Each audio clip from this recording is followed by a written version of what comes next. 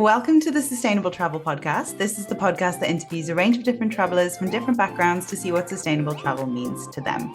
I am here today with Tesa Mendoza, who is a wildlife conservation biologist and primatologist, and she's been working in conservation projects for the last 3 years.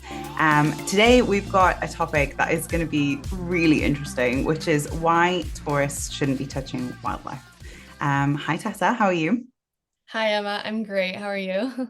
Yeah, I'm really good. Thank you. I literally said to you, I'm so excited about this topic. And then we went into like a full-blown conversation already. So I Yeah, think we're gonna we're ready have, to dive in. yeah, I definitely think we're gonna have a lot to talk about, which is really cool and really exciting. Like it definitely is a hotly contested topic. Um, but before we get into any of that, like tell us a little bit about you, how you got into conservation and just what it is that you do. Yeah, great. So my name is Tessa, and I have always kind of had an interest in animals, and that in later years developed into conservation. So I got a degree in wildlife conservation biology, and after I graduated, I moved to Costa Rica. I am half Costa Rican, so I've also kind of grown up in that country, spending summers there, and that is ultimately where and how I fell in love with wildlife to begin with. Costa Rica is a renowned country for doing things well in conservation. And so it was really a blessing to be able to grow up there and experience what that was. And eventually I did end up getting a job in wildlife rehabilitation in Costa Rica, where I worked for 3 years until I decided to move on and pursue a master's degree in primate conservation. So that's where I'm currently at here in Oxford, England. A little bit of a change in climate, but we're adjusting well. Yeah, different climate and different wildlife. You're not looking at like the Yeah, same species at all. exactly. Yeah, very different. Still studying monkeys though. Really, in the UK? Well, the course is primate conservation, so we're talking about monkeys all the time. And then I will be going off to do my thesis dissertation in April in Mhm. Cambodia. So that will be primate related as well. That is super cool. Okay, I didn't know that piece of information. So that's really interesting. I expected it would be more because I know from other kind of conservationists that I've spoken to, when they've come to the UK, they've looked at like our wildlife, so like hedgehogs, foxes, badgers. So that's definitely really different.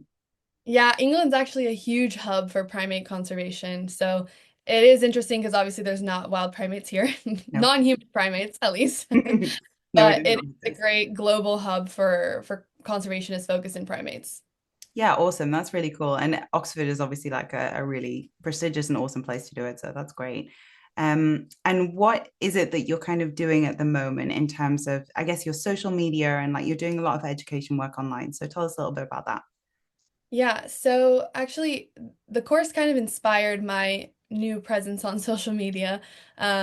Currently doing a conservation education module. Mhm. And in general, as my job as a wildlife rehabilitation manager of a site, conservation education has always been something I've been involved in, whether that's when school groups came to talk about what we're doing and why, or locals who want to get involved and want to know what exactly it is that we're doing and how but we can all as a community pitch in for lack of a better word Yeah. of basically conservation is everyone's responsibility, I think, and a lot of people can play a role that they might not know they can either. So that kind of idea sparked me getting back onto social media and sharing my passion and my passion for also education in general. And I think it's more so sharing my experiences that was really inspiring and motivating because that kind of tapped into a world of conservationists that are on social media as well. So that's kind of how it started and didn't really have like a clear path forward or anything, but it seems to be that people are responding well to the messaging. And I think that there's a lot to talk about, like you said. Yeah, it's a really like I guess multifaceted topic. Like there's so many places we could take this. And even like in terms of what you're posting online and what you're learning, I'm sure in your course, it could take you in so many different directions. Like it's not just, I mean, especially when you get into different forms of wildlife, there's so many things you can do wrong. And like I don't like to focus on that, but there's also so many things you can do right. Yeah. So it's how do we kind of incorporate that in like a accessible and sort of correct way that people can follow, which I Yeah. really like. Um, so we were going to talk about like why, tourists shouldn't really be touching wildlife, what they can do instead. But can we talk a little bit about why is this a problem in the first place? Like why do tourists want to touch wildlife? Where does this come from? All of that stuff. Yeah, so I think we often, as humans, want to touch wildlife because of this perceived connection that we feel that we have with wildlife, which is super important, especially when it comes to conservation. We have to get people to care about wildlife, and it is pretty, it almost feels inherent that there is some sort of connection that people have to nature and to wildlife that exists.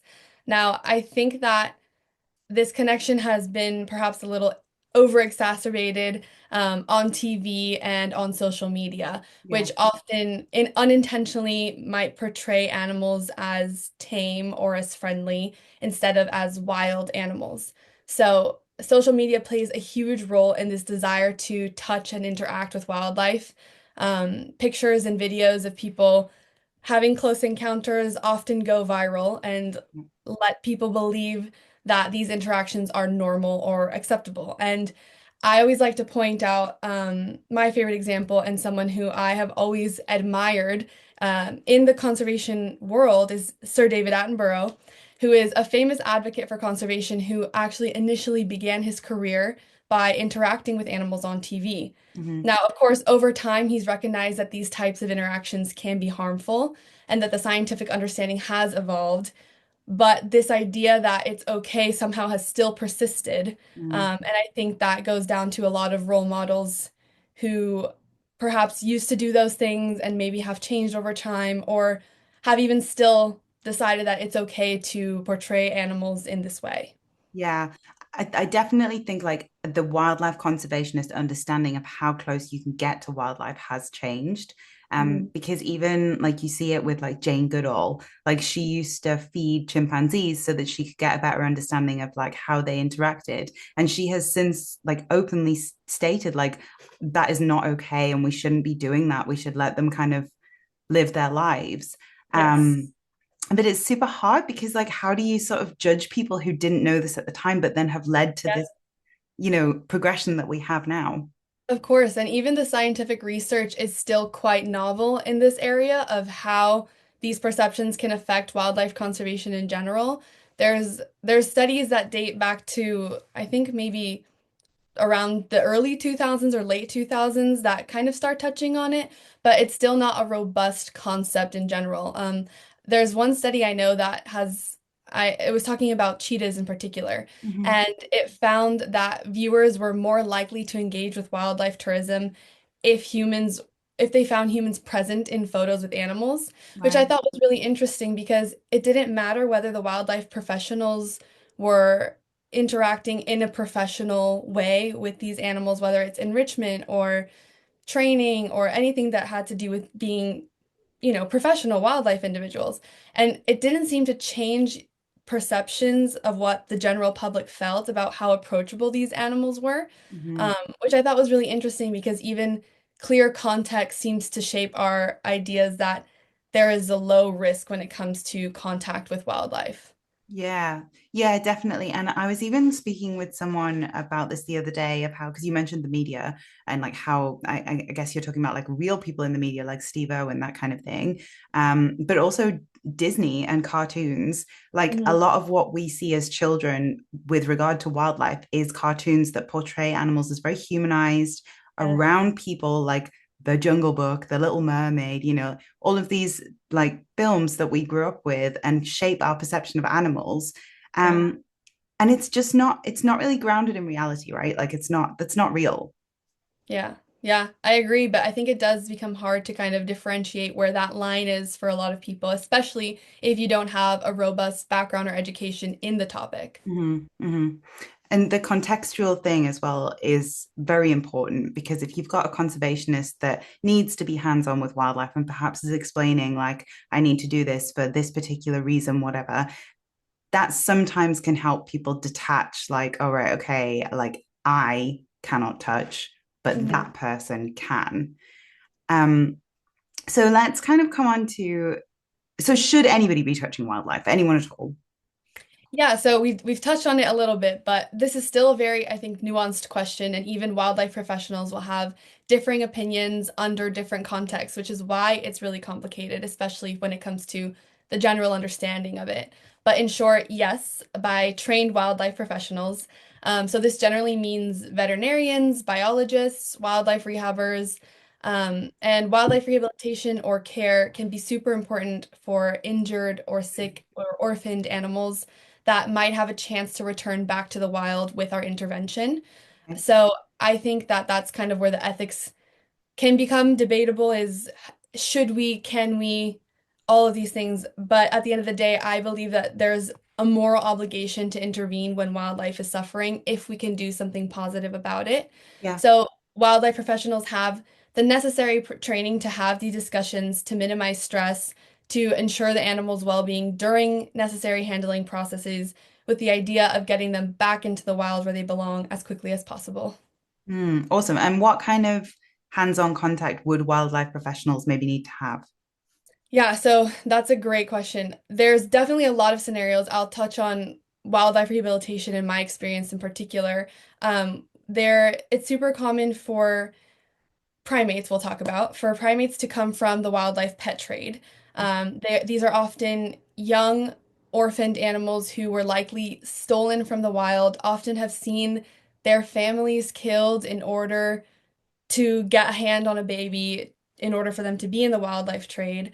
So these individuals can come extremely traumatized, and like any baby, they need certain levels of care or attention at certain stages of their life. And Mhm. that's where kind of knowing the development process of not just primates, but each species, because every species will differentiate as well from each other, of when you're supposed to kind of start weaning them off of that physical contact so that they might have a chance back into the wild, because at a very young age, that physical contact might be life or death because not having it could be so stressful that it can be fatal. Mm. But wildlife professionals are the ones who should have those conversations of when to kind of slowly start weaning them off of that hands-on contact, when to start integrating them into social groups with other primates of the same species so that they can build natural relationships that will actually help them survive in the wild.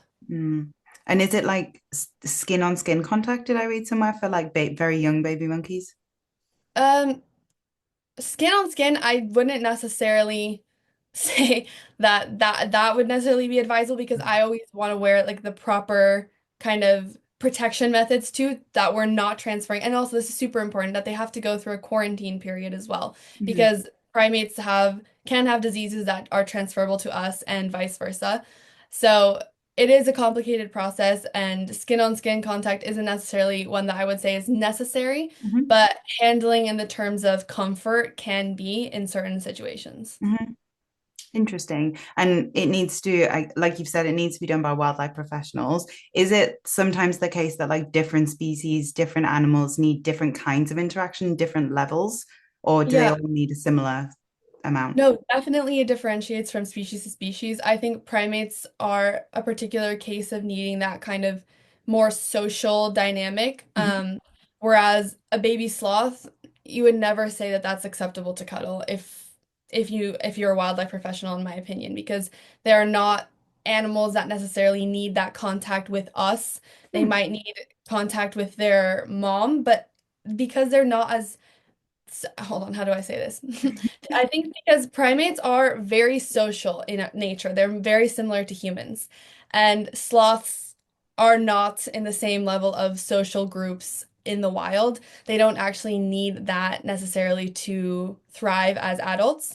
You can have a baby sloth as a small orphan who kind of relies on the comfort of a stuffed animal or of other baby sloths without needing human contact, and it will be able to grow up to an individual that can be released and survive just fine in the wild. Right. So what I guess what the wildlife professionals are aiming to do in every situation is replicate the wild environment.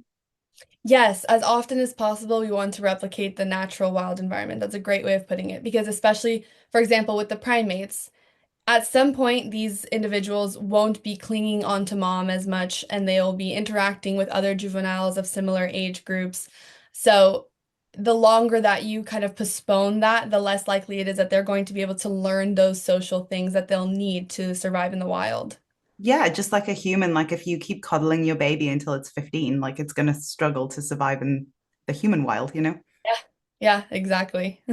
Yeah. So, okay. So, coming to this, then, we've got this situation where wildlife professionals are able to interact with wildlife on the basis that it replicates a wild environment. And with certain primates, it needs to be a human because they're kind of like the closest thing that we can get to their mother or to the human, sorry, the primate adult that would be interacting with them.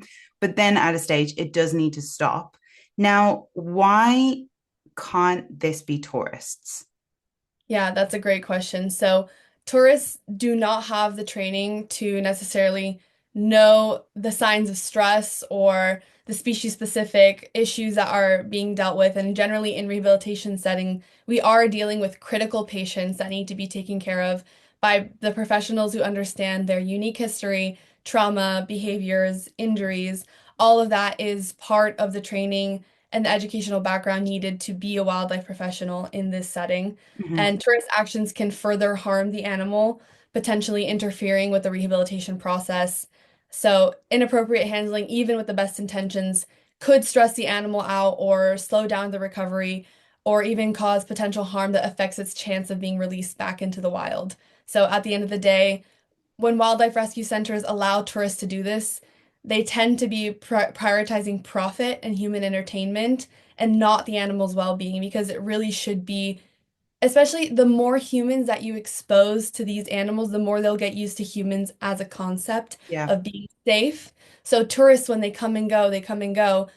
The animals will start to recognize that humans in general are safe and not just my one caretaker is safe. And that really does make a difference. Hmm. Yeah. And I guess like it gets complicated. And a question that I've had a lot that I'm going to pose, but I think I know the answer to is so not every sanctuary is looking to rehabilitate, right? Correct. So yeah, there's different levels, I guess. So the place that I used to work at was both sanctuary and wildlife rehabilitation center. So Hmm. sanctuary are for the animals that unfortunately have been rehabilitated or attempted to, and due to their particular circumstances, would not be able to survive in the wild. So, sanctuary will house those animals for the rest of their lives. And then the wildlife rehabilitation aspect is getting the animals back into the wild whenever possible. And some places are only sanctuaries, or some places are only wildlife rehabilitation facilities, but there is a difference. So the rehabilitation centers, if we come to them first, because I think they're easier to understand, if we have an animal that is going to be rehabilitated at some point, and the or the rehabilitation center, sorry, is saying that to you, we'll be rehabilitating this animal.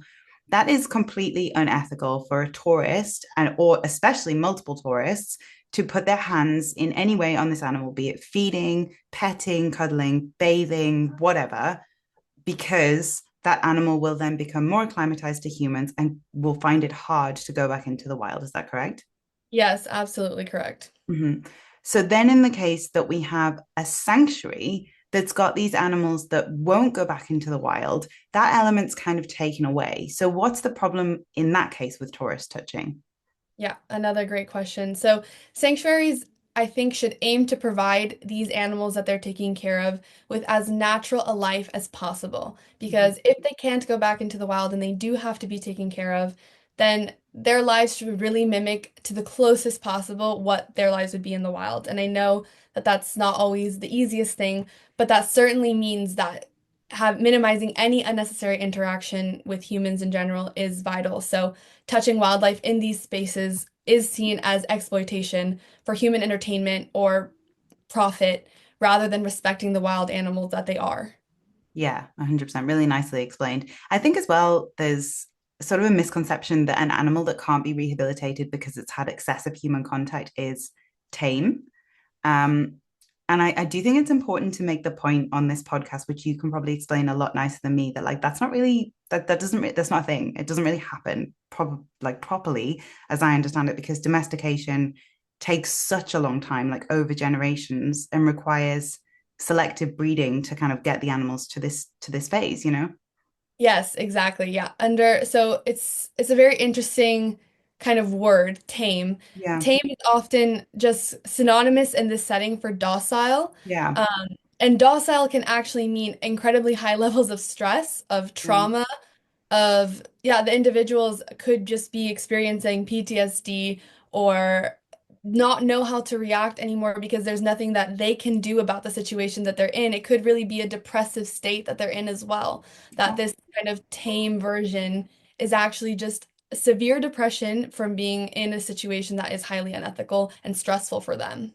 Wow, that's really impactful to think about as well, especially when you have like animals that are kind of what we consider to be docile by nature versus ones that really are not. And then you see them acting in such a docile way, like that must be quite a state of trauma for the animal. Yeah, like so animals in, for example, in Latin America, sloths, a lot of tourists will have the desire to hold or cuddle a sloth, and places will provide that in certain countries. And because of their kind of slow nature, and even some people say they have this kind of smile-like face, they're like, oh, it loves this, it loves this. And I think there was only a recent study that showed the actual levels of cortisol that would go up when being held. And this was done under, I'm pretty sure, like a professional setting, of course, where the animals had to be in contact with humans for a certain number of times or a certain period of time. And it was scientifically proven that their stress levels would raise under contact with humans. So these animals are not enjoying it, I promise. Yeah, definitely not. I wrote an article for Curiosity Saves Travel, Susanna, I don't know if you know her, she's really cool, about koalas and the fact that like they go into this silent stress mode. And the thing that like struck me and stood out to me was they were like they go into silent stress mode and koalas only really eat eucalyptus leaves. So basically they have no calories. And when you put them into stress mode, they use like so many calories and you can kill them because they're like using all this energy. And it's like that to me was no one would think about that, like if they weren't in this professional setting. And Right. that's definitely something we should be like spreading the word on.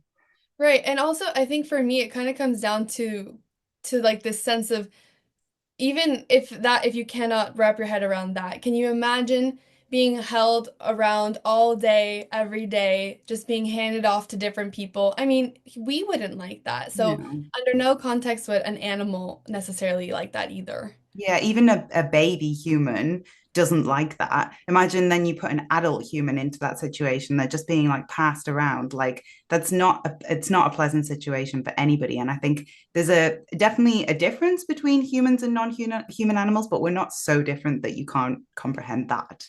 Or You know, that you can't relate to it. Yes, exactly. yeah, Exactly. 100%. Um, Right. So we've covered this in quite some detail that like we can't essentially have tourists touching animals because in a rehabilitation center, they need to go back to the wild. In a sanctuary, it needs to replicate the natural environment as much as possible because these animals still have their wild instincts and it's best to let them thrive. Mhm. So can tourists do anything? Like, can we feed them or can we do anything? That's a great question. So, volunteering at wildlife sanctuaries is definitely a meaningful way to get involved.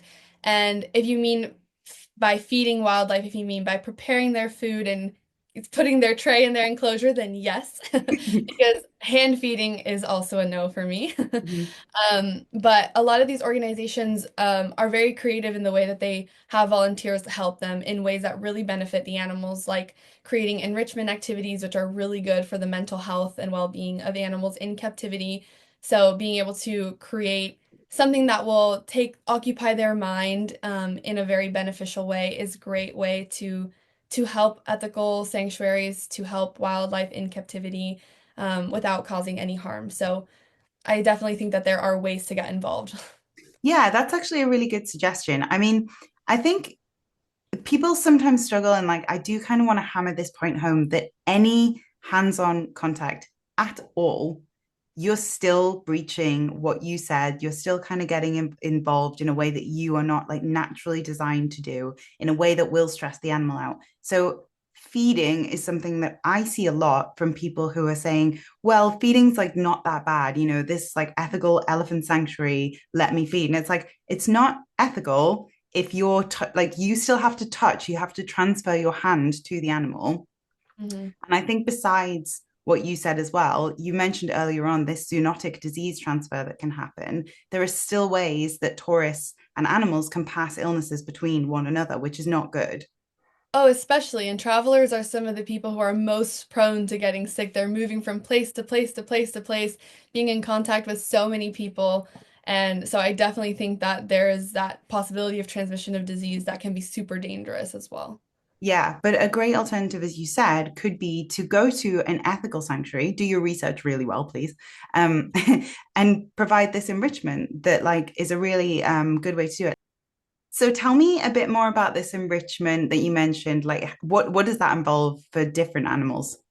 Yeah, so that often involves some sort of food because that's going to be the best motivator for most animals. Yeah, So it tends to be kind of putting it in a complicated way for them to have to figure out. And that's going to differentiate from species to species because of whether if primates have little hands that they can use to kind of pry something open, yeah, whereas an otter might have a harder time doing something like that. But there's different ways. I think also you'll find different individuals will like different things as well. mm, So it is nice to kind of in a way, it's also enriching for us to be able to create these things and kind of think of creative ways to make these little puzzles for the animals to have to kind of dig through something or forage in a natural setting or even playing with toys, for example. You can definitely do that in sanctuary settings.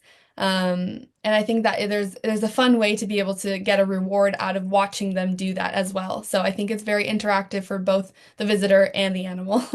yeah. We do. I mean, it's not the same because it's not the same, but we do this with my dog. So we'll like wrap things up and like it keeps him entertained. But as I understand it, is enrichment kind of designed to encourage natural behaviors as much as possible? Yes, as much as possible, definitely. And I think that there's ways to kind of scatter food or hide food as well that will mimic what they would naturally be doing in the wild. Mhm.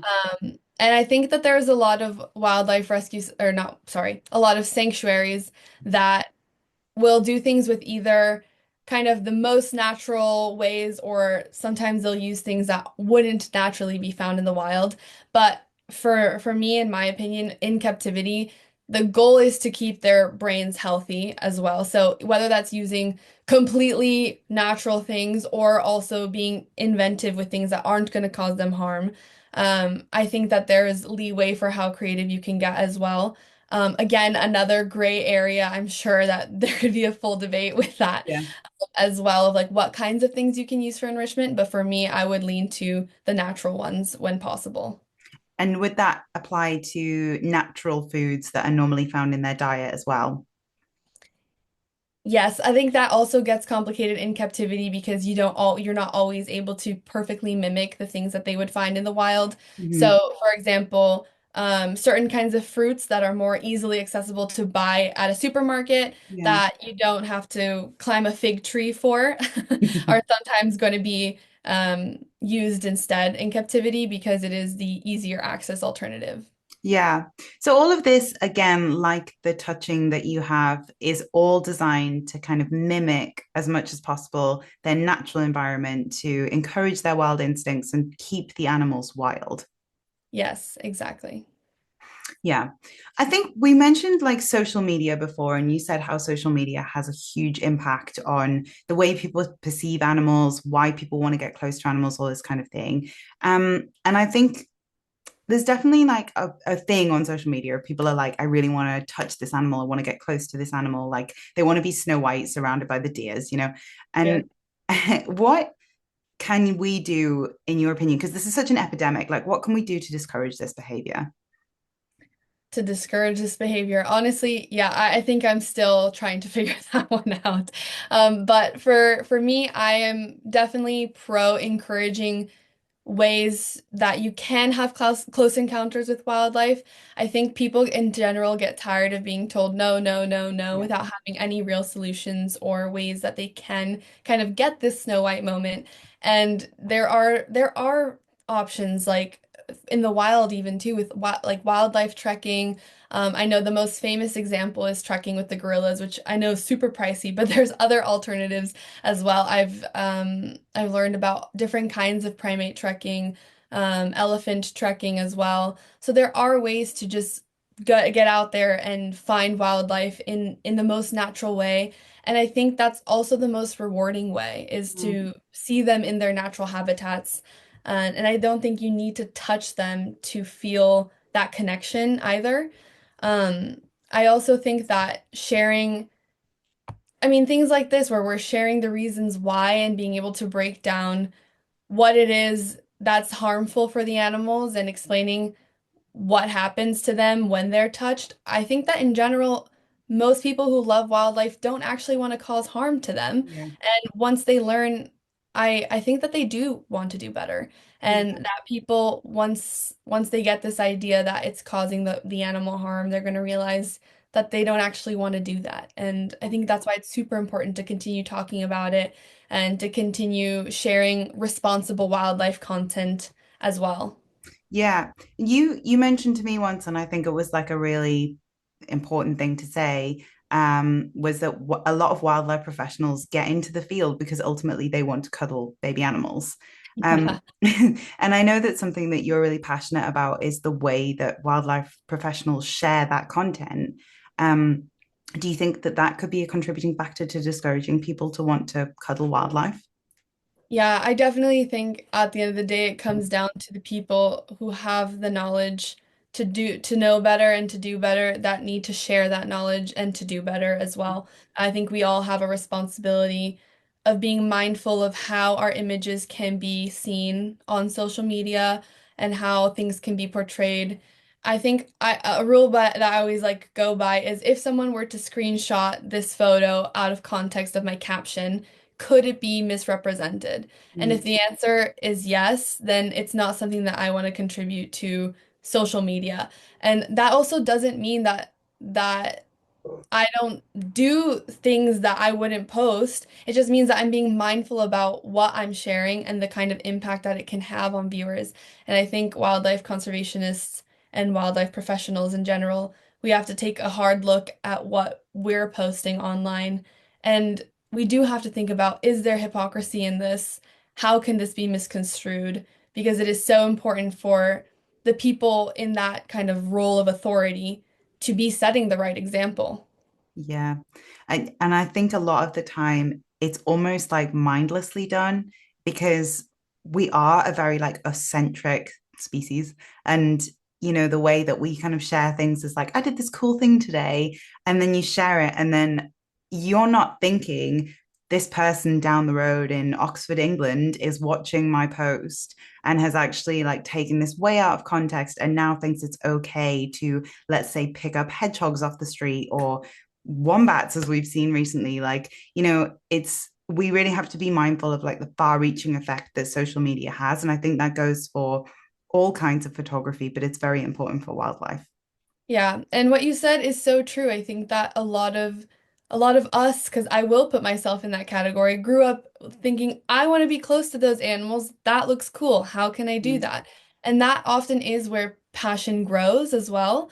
But when passion grows and when care grows and when adjacently knowledge should grow, Mm. then you have to also grow and adapt with that. And you cannot necessarily be the 5-year-old Tessa who wanted to cuddle a monkey and show everyone that she was cuddling a monkey. Yeah. That's not okay. That's not appropriate. That's not the wildlife professional that I have grown to be, even if it was the child that felt that connection to nature and to wildlife.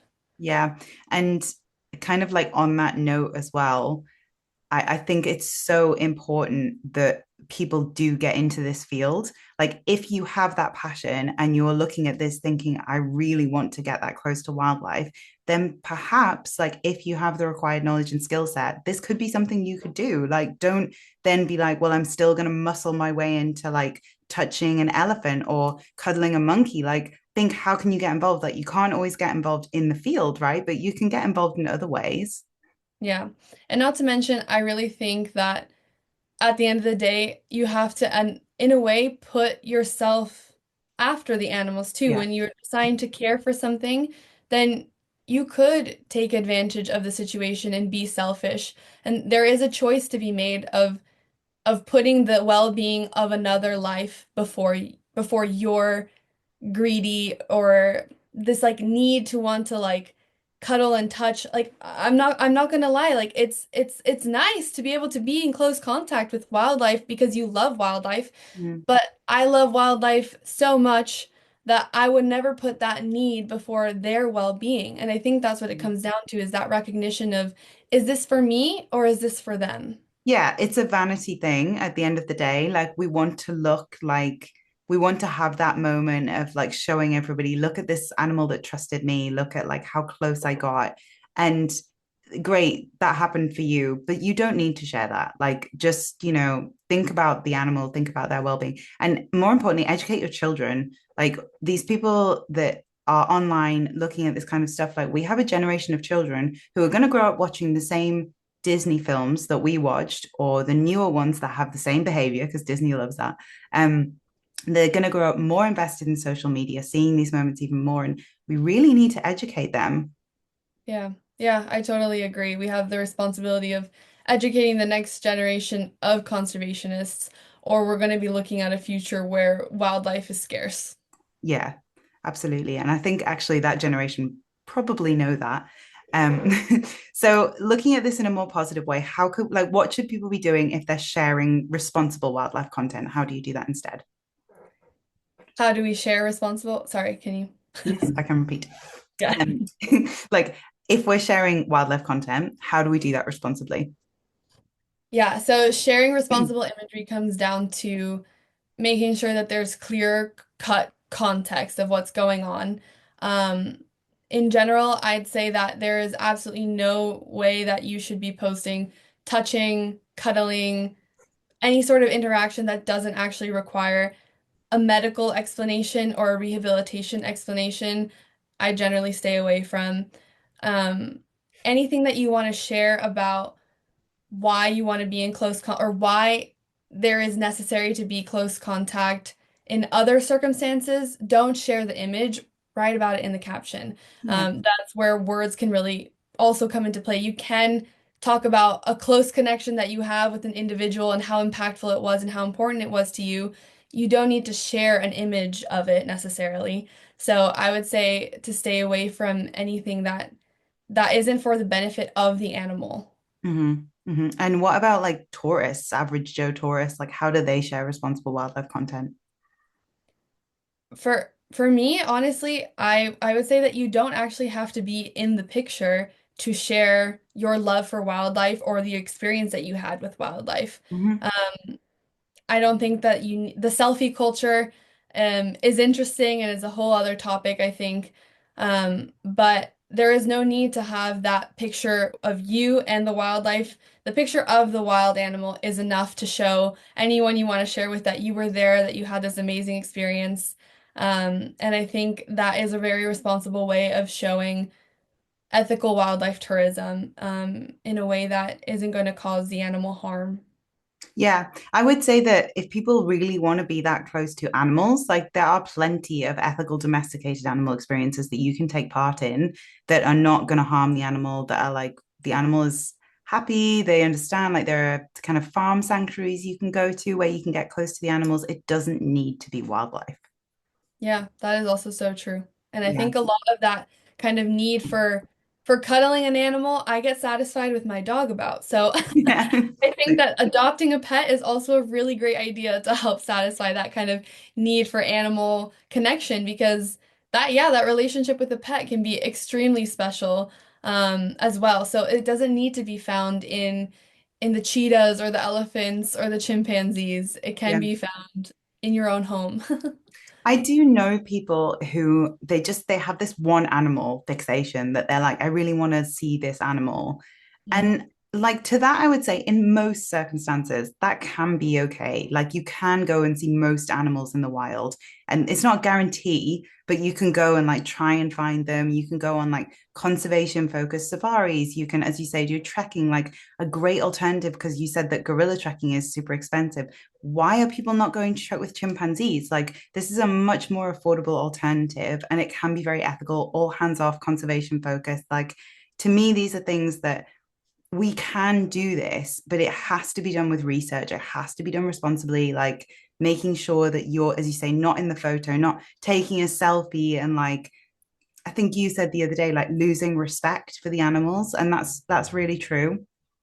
Yeah, and I think in all of these contexts as well, that I want to, I mean, I would encourage people seeking out these wildlife encounters. I think they're amazing, they're life-changing, and that doing that in an ethical way is super rewarding. And so there's no reason why you should sacrifice the well-being of an animal in general, I think, to satisfy kind of that desire that we're talking about.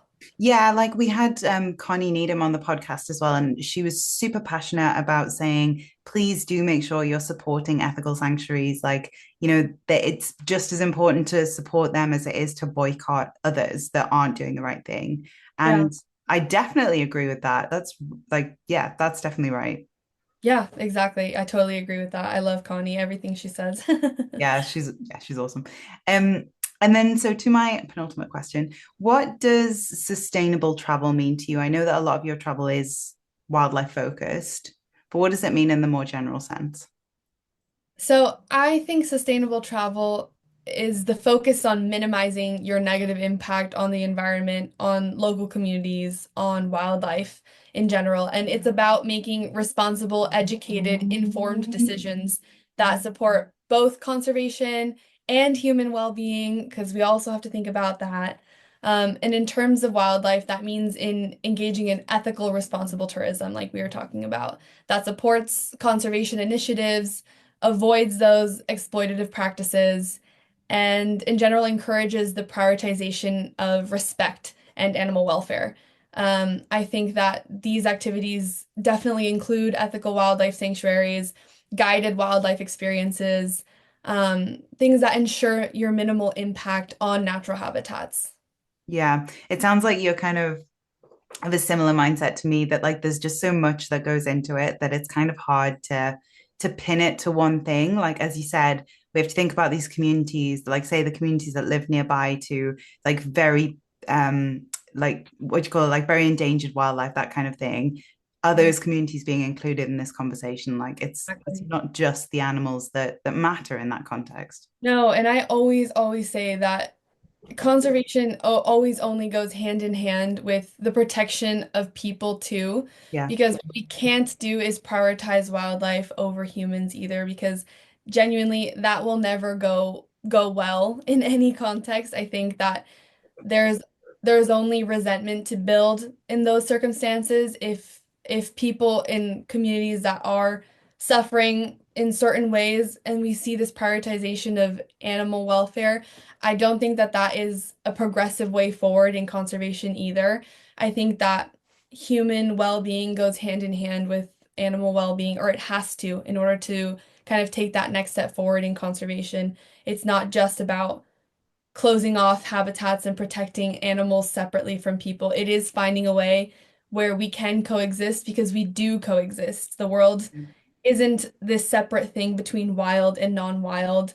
I mean, you see it outside, you see it in your backyard. The birds are around, the squirrels are around, and I think when we as people who talk kind of in places that live in the US or in the UK, in Australia, well, Australia is a little bit different. They have a lot more of that megafauna. But in general, we tend to talk about these like smaller birds and squirrels and things that aren't viewed as wildlife, like the lions or the elephants, and that we just have to stop seeing it that way, because we do overlap and our habitats and our boundaries are the same. Yeah. Yeah. And I think when you exclude people from the conversation or treat a community like they don't understand and sort of say, like, you have no part in this, you've messed it up previously, you are just going to eventually drive them forward to human wildlife conflict, which essentially will lead to the death of the wildlife. Like the wildlife will not win if the local community is feeling threatened, abused, like pushed out ever. Exactly, exactly. You said it very well. Yeah, it's something I think about a lot. Yeah. um, Amazing. So, Tessa, lastly, what are you working on? And tell everybody where they can find you. Right now, I'm working on finishing my master's degree here in England.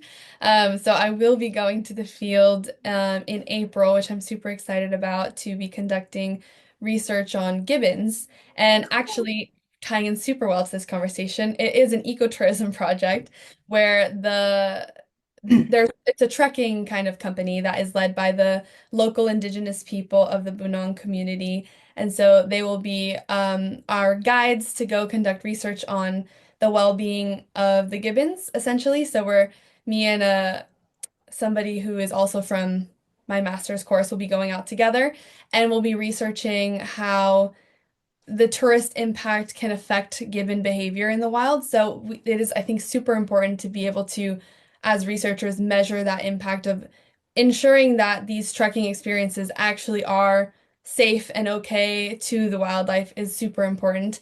So it's a very relevant topic to today's conversation. And other than that, you can find me on Instagram at Wild Tessa, and I also have a website that's wildtessa.com.